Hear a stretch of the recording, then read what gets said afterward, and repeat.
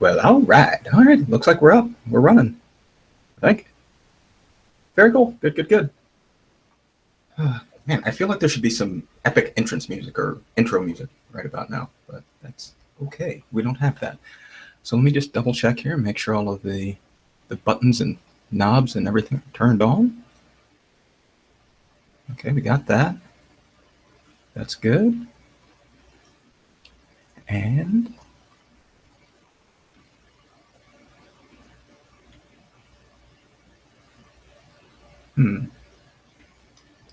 okay, now there is a bit of a lag here. That's a problem. That's going to throw me off, but that's okay.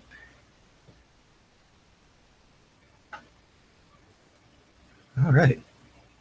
Yeah, hello. Hi, we're actually going to get started in just a few minutes. I'm just making sure that I've got all the technology working the way it's supposed to. Oh, there we go. Got some more people joining in. Awesome, awesome.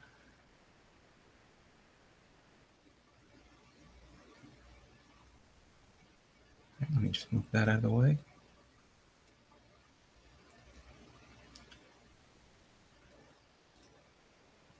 Hey there, Susan. How you doing? April, hello. Good to see you. Thanks for joining us, guys. Oh, man. So I've got like 16 different screens running right now, so I got to make sure I keep track of everything. I can see that the comment bar is working, so we like that. That's good. And what else do I need to make sure is working?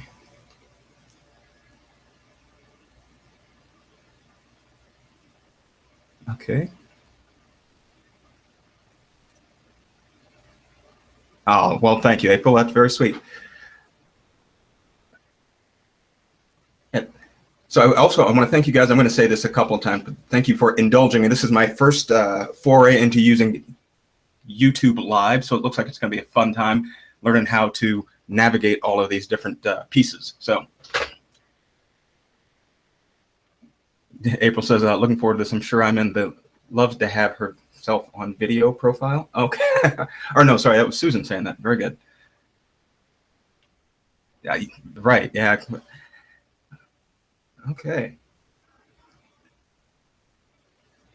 Now, just to make sure you guys can hear me okay, we don't have any issues there with sound.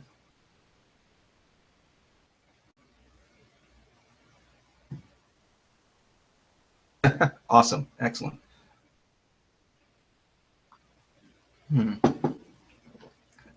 Okay, got my coffee. Feeling pretty good. And oh, I lost a screen. That's not good. Got to keep track. Juggle, juggle, juggle. And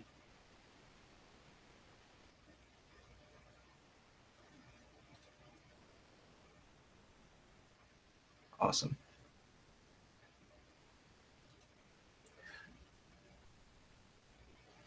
Eileen's here. Eileen, hey, there she is. How's it going, Eileen? I love my gangplankers.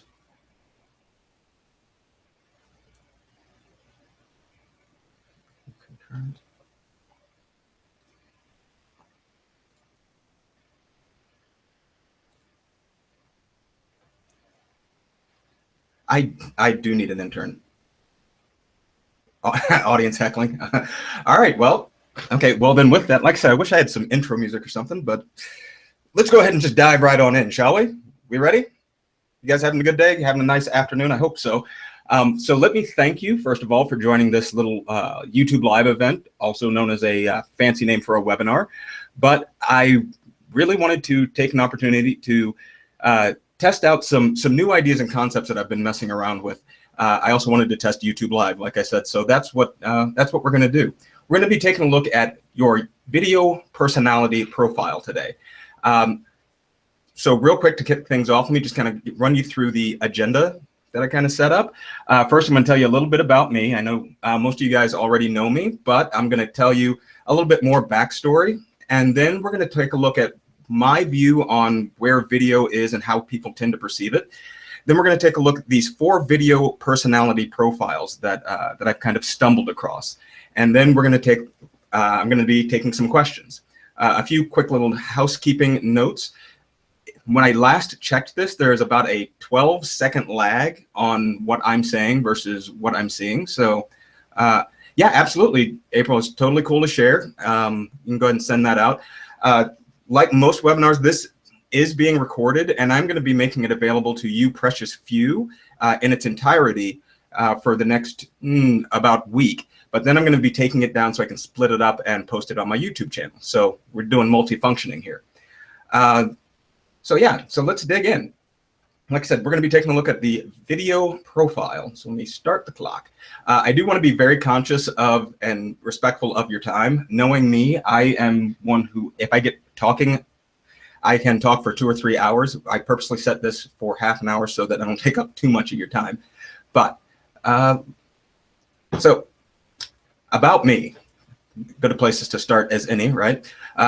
For those who don't know, my name is udo-ema, and I am an independent video producer. I am an editor by training, and I am a storyteller by nature. I actually didn't start out in video. Where I started was in mechanical engineering. I am not ashamed to say that I am a huge Star Trek fan, and that combined with the fact that my dad was an electrical engineer, engineering sounded like a really good field for me to go into. But I always wanted to do filmmaking. I still remember when I saw a behind-the-scenes video of the making of Jumanji. You guys remember Jumanji, right? Well, there was this big robotic or animatronic lion in the movie, and that really caught my eye. So my intention in going to school for mechanical engineering was to become a mechanical engineer working as an Imagineer for Disney, working in Epcot Center. I spent 3 years studying engineering and got beat up really well with thermodynamics and statistics. And after a little while, the mechanical engineering route didn't seem like it was going to be the way to go. So thankfully, my parents paused and had me take a step back and said, well, what is it you really want to do? I've always wanted to do movies. So I said, if I can't do these kinds of special effects physically, I'll do them digitally. And so I moved back to Arizona in 2001 and got my first degree from the Art Institute of Phoenix in computer animation. Shortly thereafter, a buddy of mine who also went to Purdue, who coincidentally lived about 2 blocks away from my parents' new house, he moved back to Arizona, and he was a filmmaker. And so we set out to make Night of the Chihuahuas. That's right, Night of the Chihuahuas. It is a terrible little horror movie that we put together about a small Arizona town that was overrun by mutant chihuahuas. Don't bother looking for it. It doesn't exist anywhere out there. I think I've probably got the only copy. It's a terrible movie, but we had a whole lot of fun making it. And we went on to make 2 other movies. As you can see there, we've got Promise and The Lonely Ones. I had a lot of fun making these little horror flicks, but I realized I wanted to do something other than blood and gore movies. So in 2005, I decided to split off and start my own company, View from Above Entertainment. The original intent was always to make films and do web series. To this day, I say that the web is a great opportunity to create content and to tell stories, and I would rather win a Webby than win an Oscar. I realized that if I'm going to be in the film business or if I'm going to be in the movie making business, I should probably know a little bit something about business. So I went to Ottawa University and got my 2nd degree in business administration. In 2011, I was fortunate enough to get laid off from my job, surprisingly. And it was November 3rd, 2011, a day that shall live in infamy. I left my job working as a logistics coordinator, and with the very nice severance package that I had, because I'd never take vacations, I was able to make this my full-time job. Shortly thereafter, I discovered a collaborative workspace here in Chandler called Gangplank and became the video mentor for the space. I'm also head of, or one of the contributors to the Gangplank Studios initiative. So that's a whole lot of fun. So that's a little bit about me and where I came from and how I got here. Now, like with most webinars, there's always a little sweetener or a call to action or a secret prize at the end. I do have a couple of secret prizes for you, but because I am the way I am, I'm not going to make you wait to find out what the secret is. So here's the deal. If you stick with me all the way through this, I've got the trailer for Night of the Chihuahuas on the very last slide. So you get to see it. And I think you will be the first people in the last 10 years to have ever seen it. So aren't you excited? Aren't you all a tingle? Right? Okay. So let's talk about video in a broad sense. There is no shortage of evidence to say that video is trending really, really well right now. It's extremely popular. Now, because I eat, drink, and sleep this stuff, and I swim in it all the time, it's always funny to me when people talk about how video is the new thing. But as you can see, we've got plenty of data. I know there's some folks out there that love data. There's plenty of data out there that informs why, or that has information to suggest that video really is a very powerful medium for your marketing efforts. As you can see here, we've got on the slide, 51.9% of marketing professionals worldwide name video as the type of content with the best return on investment. Adding video to your social mix means audiences are 10 times more likely to engage with your post. 70% of video marketers, or 70% of B2B marketers say video is the most effective medium to for driving a conversation. And I believe all of this is true. Seth Godin said, the economy is now powered by connection, not industry. And one of the things that I think tends to get lost in this conversation is why video works. Why is it powerful, and what is it that makes it connect? We know that it works from all the statistics, but we don't really know why it works. We don't spend enough time, I think, talking about why it works. So one of the results is there's a lot of different types and styles of video that are floating around out there. People see it and they absorb it and they say, yeah, I love that. I want to do that. So we've got, whiteboard videos, explainers, how-to videos, tips and tricks. And then the big one right now is drones. Give it a few, at the rate things go, give it maybe a couple of months, and the big thing is going to be VR and 360-degree video. I think all of these are great and they're very valuable tools, but one of the things that like I said, the thing that we forget to talk about is why it works. A big part of why it works is storytelling. Storytelling is a really popular buzzword right now, and it gets thrown around a lot from a marketing perspective. Now, I find that I kind of dance in two different worlds. There's the business world, and then there's the creative world. And for those of us, quote unquote, filmmakers or videographers, storytelling and the root of the story and characters have always been the driving force for us.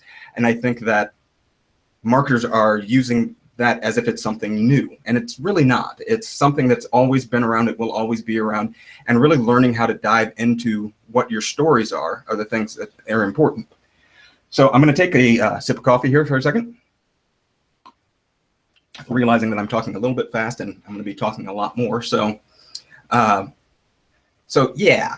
So I want to tell you a little bit as an aside how I ended up with this idea of the 4 profiles.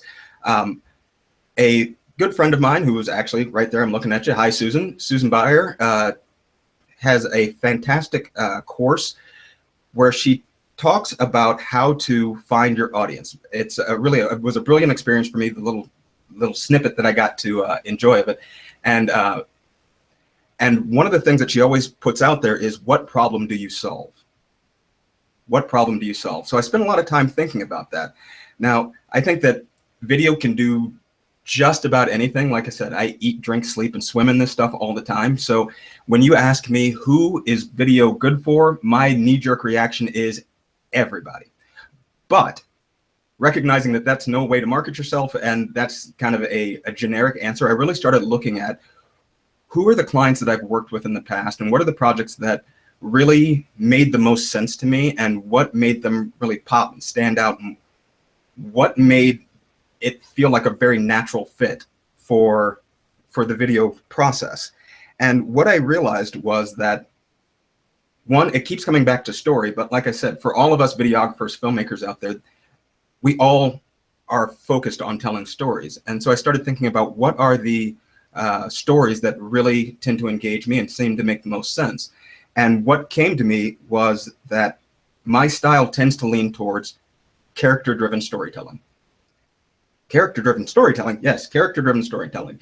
So what does that mean? Well, a character is defined as a person in a drama, a film, or any story. But it's also defined as the attributes or features that make up and distinguish an individual. What are those simple, often overlooked, easily taken for granted things that make you and your company so uniquely you, that's the place to start, and that's the place to find your stories.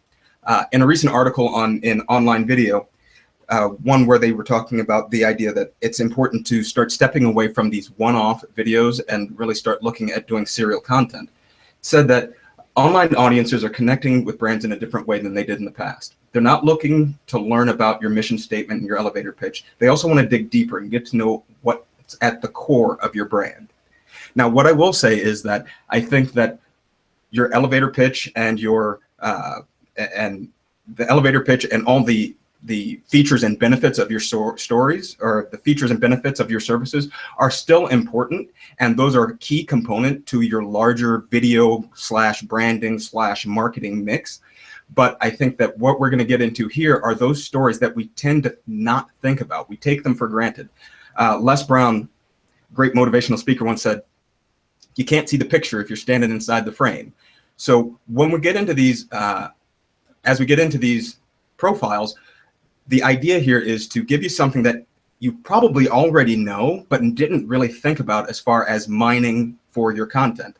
Another great point, another tip of the hat to Susan, she just wrote a blog, I think it was 3 days ago, which talks about how to develop and find your content, which it's a great blog post. It threw me off because then I had to start rethinking what I wanted to say here today. But what I will say is, again, there's finding certain content which is keyword specific and talking about your industry and talking about your niche. But the thing that we tend to forget is talking about you and talking about yourself. That's what makes you different than all of your competitors.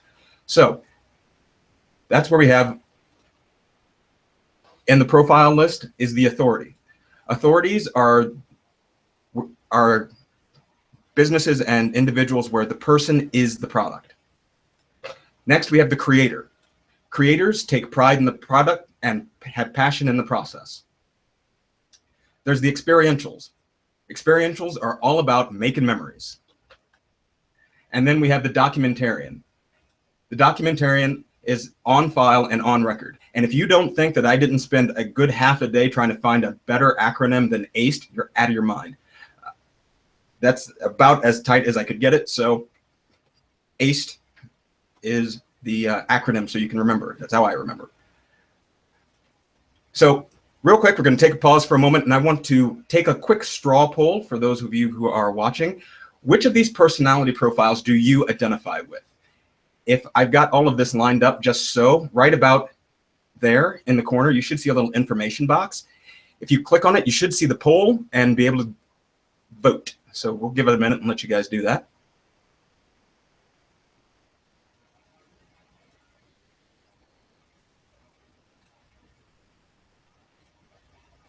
Do you identify? If I've got all of this lined up just so, right about there in the corner, you should see a little information box. If you click on it, you should see the poll and be able to vote. So we'll give it a minute and let you guys do that.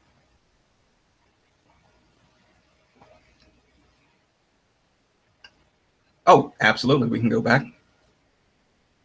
So there's the descriptions for you.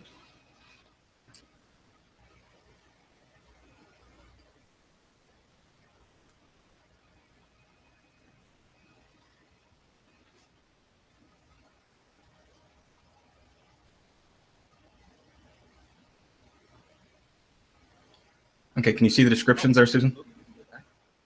Oh. There's the descriptions for you.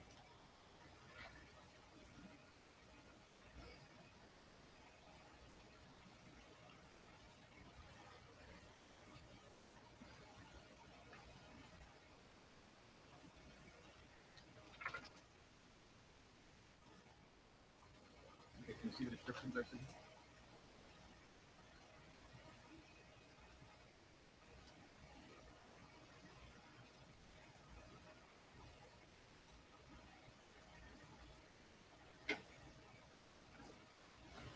Okay, cool. Looks like that actually worked. Very good, very good. So it looks like we have mainly authorities and creators here. Very good. So let's start talking about the different profiles. Oh, nope, next screen. Now, before I get into it, one of the things I also want to point out is one of the interesting characteristics that I found about these profiles is that looks like that actually works. Whoa, I'm getting a loop here. All right, sorry, hold on a second. I'm having a bit of a technical issue.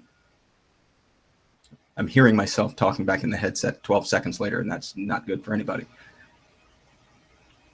Okay, everything is settled. Everything is back to normal. Yes. Okay. So, as I was saying, one of the things that I find interesting about these profiles is that people tend to self-select them. I think that's one of the key elements to it. Going through this process, once you've been introduced to it, I think that more people will be able to kind of see and find their way through it. But one of the key elements is when people can self-identify with one of these groups, it's a lot easier for them to start looking at themselves and their business and how to dig into their potential content. So the first group is the authorities. Like I said, the authorities, their main characteristics, the person is the product. The brand is their personal brand is their key factor.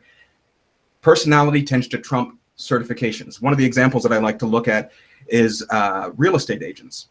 Now, I've gone through a lot of different real estate agent websites, and I always think it's interesting when they describe themselves, they talk about how they've got this certification and that certification, and they're on this list and that list. But whenever I talk to friends or relatives or people who are looking for a real estate agent, they don't ask, hey, does anybody know a real estate agent that's MLS certified? No, they ask, hey, does anybody have a real estate agent that they like? It's about know, like, and trust, right? It's presenting your personality. This was actually the very first group that I conceived of, or the first profile. These are what I refer to as the coaches, consultants, and professional speakers. People who rely on that one-on-one bond or that one-on-one connection to really sell themselves, and that's the core and the essence of what they're selling. There's a lot of different options for authorities. Obviously, they're going to want to have a demo reel or a speaker reel. As an extra or an additional stream of income, creating video courses, doing a video blog, or doing a web series, and really not just talking about their industry, but talking about themselves. Actually, a friend of mine, some of you guys know Greg Taylor. Greg Taylor is a web developer, and he runs a website called Marketing Press. And a couple years ago, he started Marketing Press TV. And the thing is that makes him an authority, which is really interesting, is he spent a lot of time doing speaking engagements, going to WordPress conventions. And one of the things that really stood out as we were working on his series was that one of his most popular videos was the Marketing Press 5 video. It was possibly the most simple thing that you would ever think of. He took the top 5 things that were on his MP3 player at the time, and that was his video, and that's what got the most hits. Why? Because it was more about him than just his industry. It made him stand out. It made a personal connection. Susan says here, maybe I'm more of a creator. Okay. Well, let's take a look at the creators. Creators, pride in the product, passion in the process. Some of the characteristics of creators are craftsmanship. Oftentimes there's a before and an after. One of the crazy things about creators is they are often easily commoditized. So what I mean by that is oftentimes they're creating a widget, creating a thing, and it's really easy for people to just look at that thing and assume that that's all there is to the company. But that tends to be, while important, again, and they should definitely be creating content on that, I think that it's also important to create content about the company, and that's what makes them stand out. Oftentimes, if there seems to be no story to be had for a creator, if you look at how you do it and how passionate you are about it, those are some of the spaces where you can find some great content. One of the examples that I love is there in the corner. It's YNAB, or a website called You Need a Budget. Now, they are they created a software for creating a budget. They're accountants, basically. And I'll tell you, that is one of the hardest sells in my head, to think what's really interesting, what's dynamic and heartfelt about math. Now, don't get me wrong, I love math, but it's really kind of hard to find the story within it. What they've done, though, is they have really done a great job of painting the picture of why they get so passionate about what they do. And the passion of what they created and their whole purpose is really what draws people to their company. I think Tufted Needle is another one, where on the surface, they create mattresses. They create great mattresses, but it's just mattresses. So the way they distinguish themselves is in their customer service and their process and how they create those products. A few great options for creators are time lapse, or how it was made, behind the scenes, or meet the team. Anything that can give a personal look at how things are done. Because when you look at how excited you get when you talk about it, it comes through in video, and it is a reason for people to engage with what you do and how you do it. Okay. Number 4 are the experientials. Experientials, they create those you had to be there moments. And their main characteristic is the whole is greater than the sum of its parts. So a story that I like to give is an event planning or a catering company that I worked with recently. Sat down and talked with the head of sales, and we were talking about what they needed to do and what they were looking to do as far as building their business and building out and reaching out to more customers. One of the things that I had noted was they have a beautiful, beautiful video on their website, but when you look at the video, there's nothing. Good examples of potentially dry content made fresh. Cool. Sorry, got distracted there. But yeah, as you looked at this video from the catering company, you saw great imagery of the food. Now on their website, they've got a glowing review of their very special featured chef, and they've got a whole page dedicated to him. But when the video starts, the only thing that you see is the guy's hand, and you never see his name, and all we ever do is focus on the food. As we were talking, what I came to realize is, as an experiential, what they're really trying to sell is the entire atmosphere. It's not just the food. It's not just the service. The service, by the way, was the #1 thing that they were complimented on in all of their testimonials. It's showing what it would be like to be there. So having a great video that shows your food or the space that you're in is good, but you also want to have something that's got a little bit more heart to it.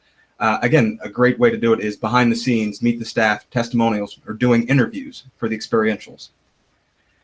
Now, the 4th group is a little bit different than the other 3, but I felt compelled to throw them in there because it's one of the types of projects that I actually get quite often, but they don't really fit into the storytelling, characteristic, character-driven model, but I think that they need to be represented as well. The documentarians tend to use video more as a tool. They use it more to build a library.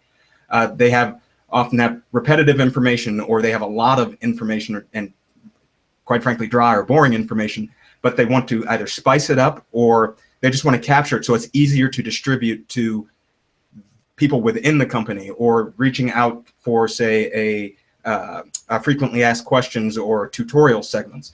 One of 2 companies that I wanted to mention that I actually worked with, again, because with the documentarians, most of their stuff's kept internal, I don't have a lot of examples for you. But the first one is a company called Chef Shared Kitchen. That's a tongue twister. Chef Shared Kitchen was a client of mine, and essentially the owner had to do a live tour of the kitchen anytime somebody new wanted to come and view the space. Well, it just kind of made sense to create a video tour, to walk through the space with her doing the narration.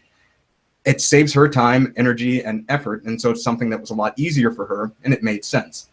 The other is First Solar. First Solar is a local solar panel company, but it's a global company. Now, it just so happened that a friend of mine worked on the marketing team, and they were rolling out a brand new marketing initiative. And with that initiative, they wanted to be able to disseminate this information to the different hubs that they have. Now, one's in India, one's in China, there's one in Germany. And given the choice between sending the head of marketing to Germany and India and where was the other one? Someplace, Argentina, I think it was.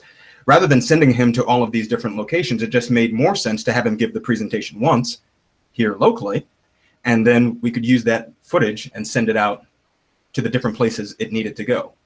So those are the four groups. Now, the thing that I also want to point out, and I think some people are kind of chiming in here with this, is there isn't necessarily a right or wrong. I wouldn't say that you have to feel like you're pigeonholed into any one of these profiles. Me, for example, I self-identify with a creator because I get really excited about talking about my process and how video works and how all of that plays out. But I'm also kind of shifting into an authority role, because if you look at any of my testimonials or any of my client feedback, it all states that it was my presence there and helping them work through the process. So that kind of puts me in wearing both shoes. I think as long as you can find something that clicks with you and then start digging into that, those are the places you're going to find your little nuggets of information that you probably wouldn't have thought of before. Let's see here. Susan says, it seems to me that one company could have content in many of these areas. Are the majority of these content, are these the majority types of content as opposed to types of people? I think, like I said, and so we'll see how this plays out with that delay. I think that within larger companies, I think there's definitely a lot of overlap. I think that the profiles identify more to people in the sense of when they're thinking about or conceiving of the kind of content they're creating, if that makes sense. I think that in a large enough company, if you've got a team, well, for the sake of simplifying numbers, if you've got a team that's got 4 people and you've got one person from each of these profiles, you're in a really great position to create a whole lot of content. But if you're a solo entrepreneur, just 1 or 2 people, and you're struggling trying to figure out, well, what do I talk about? What kind of content should I create? Again, I think that at a certain point, the well's going to run dry a little bit from, this is my service, these are the features, these are the benefits, and this is what's going on in the industry at large. Well, I think that there's plenty of opportunity for you to kind of talk about yourself and what you do and what makes you uniquely special. Cool. So, okay, so I guess, let me take a quick look at the clock. Okay, so yeah, we got actually plenty of time. So, so let's jump into Q&A. I know we've kind of been answering questions as we go, but now would be a good opportunity. If there was a question burning in your mind and soul, if you want to shoot that over, we'll take a look at it, and I'll do my best to answer it in a way that makes some sense.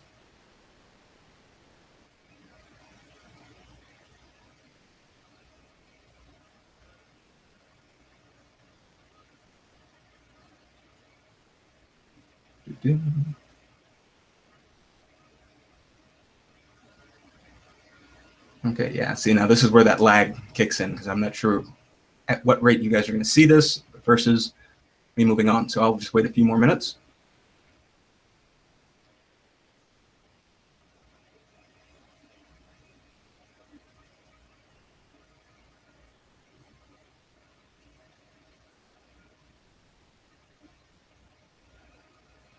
Okay, so I'm going to go ahead and move on, and I'll keep an eye on the little comment box in case any questions pop in.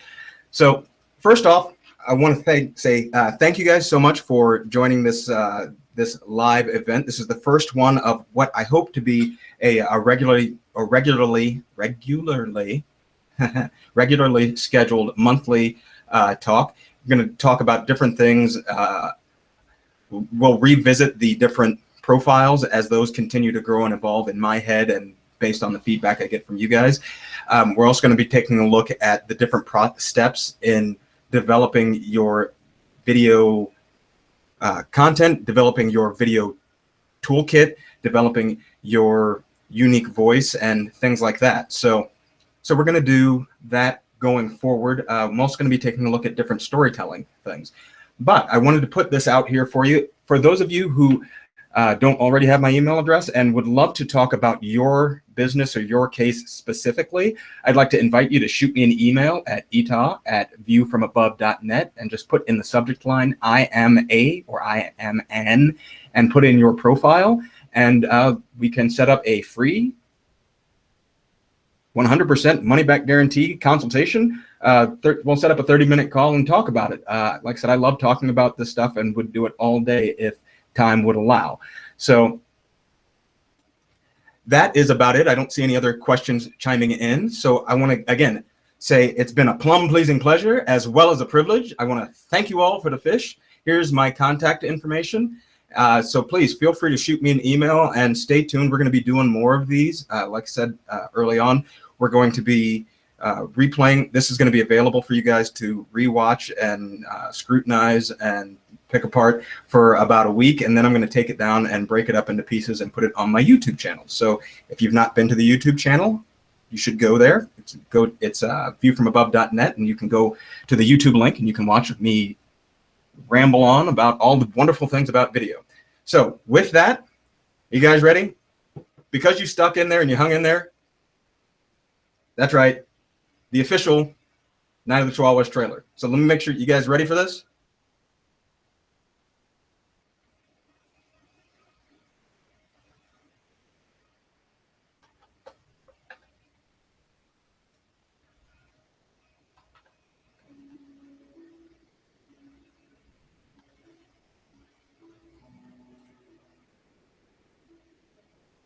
That's right.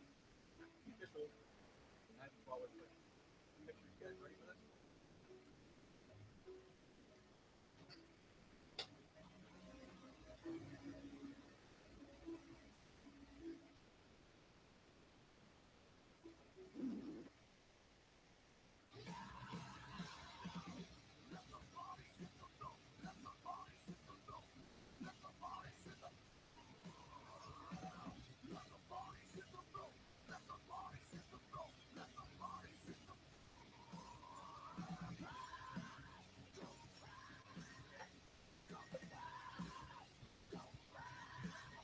Oh.